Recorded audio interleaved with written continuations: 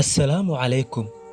Waa filasuuf iyo qoraa gaar ah oo u dhashay magaalada Athens, waxaana uu dhashay 427 dhalashadii Nabi Ciise ka hor.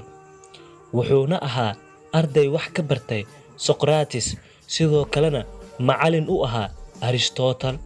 Muuqaalkeena hadduu Alla idmo, waxaan kaga hadlaynaa filasuufkii loogu yeeri jiray Plato, af Carabi ahaanna noqon jiray Aflaatoon.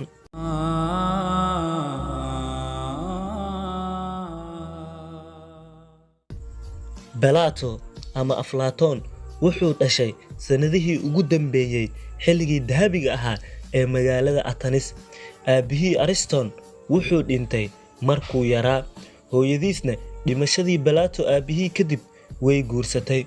Aflaatoon wuxuu sidoo kale wax ka bartay falsafada, gabayada iyo xisaabta, wuxuuna magaalada Athens ka aas-aasay akadeemiyad gaar ah oo loogu talagalay shaqooyinka falsafada. Wuxuuna horumariyay fikrad nidaamka iyo sayniska iyo cilmu nafsiga.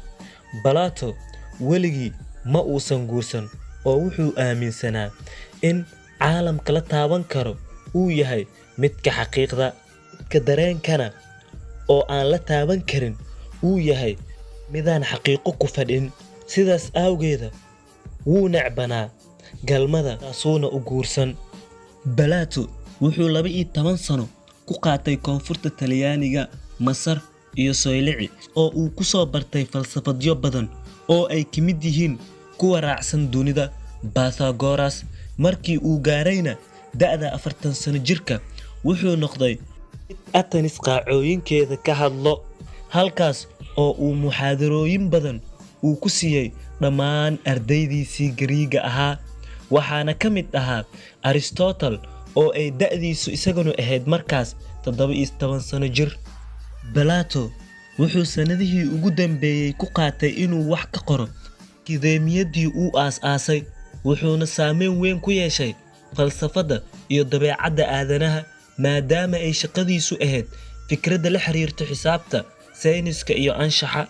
Waxyaabihii uu rumaysnaana waxay muujinayaan muhiimadda ay u leedahay waxbarashada xisaabta iyo sida ay lagama maarmaanka u tahay in la fahmo adduunka oo dhan. Intaas waxaa sii dheer, Plato wuxuu aas-aasay shaqo ku salaysan adeegsiga si loo horumariyo bulsho cadaalad ku dhisan oo ku salaysan sinaanta dadka. Plato waxa uu ka tagay murti dhaxalgal ah, waxaana ka soo xigan doonaa kuwa ugu mudan.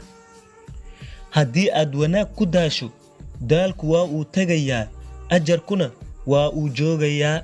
Haddiise aad dembi ku raaxaysato, raaxadu way tegaysaa, dembigana wuu kugu harayaa. Saaxiibtinimada ugu dhibta badani waa tan uu ruux la saaxiibo naftiisa. Ninka wanaagsani waa kan dhibaatada xamila ee maahan kan dhibaatada geesto.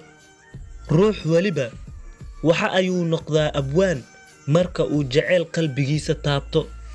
Si wanaagsan u dhegayso oraahda nacabka kaa sheegayo, waxaa ku duugan xaqiiqo badan oo ay saaxiibadaa kaa daaheen. Intaas ayaan ku soo afmeeraynaa muuqaalkeena.